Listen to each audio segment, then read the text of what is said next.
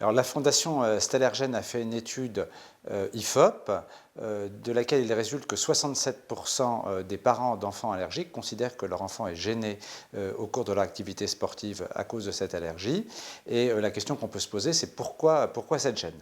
Alors, cette gêne peut se faire par deux mécanismes. Le premier mécanisme, c'est celui de la rhinite allergique. Et c'est vrai que quand vous faites une activité sportive, vous avez besoin d'avoir une bonne fonction ventilatoire. Et si vous êtes gêné, ne serait-ce qu'au niveau de vos voies aériennes supérieures, eh bien, l'enfant est gêné dans son activité sportive.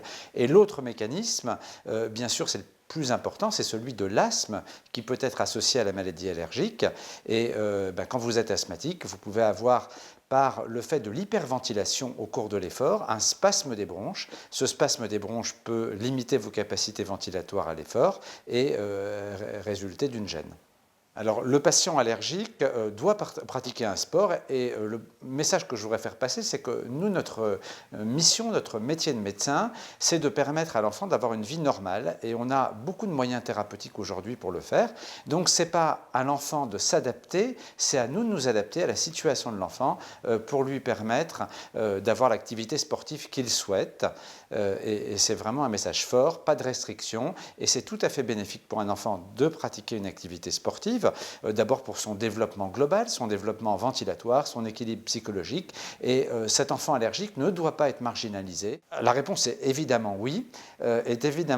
Alors, on a parfois du mal à mesurer cette capacité parce qu'il se trouve que quand vous prenez par exemple les athlètes présents aux Jeux Olympiques, eh bien, vous trouvez un taux d'asthmatique élevé qui peut aller jusqu'à 20%.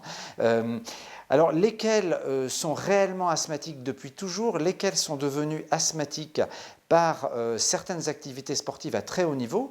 C'est vrai par exemple pour le cyclisme ou les sports d'endurance en air froid, les fondeurs, vous voyez par exemple, éventuellement les hockeyeurs sur glace qui peuvent développer un asthme secondaire ou même les nageurs de compétition à leur pratique sportive. En tout cas, le message est clair, oui, on peut devenir champion olympique tout en étant asthmatique, malgré les réserves que j'ai émises au début, et si l'enfant est doué, ambitieux, il n'y a pas de raison que sa maladie allergique ou asthmatique l'empêche d'atteindre le haut niveau.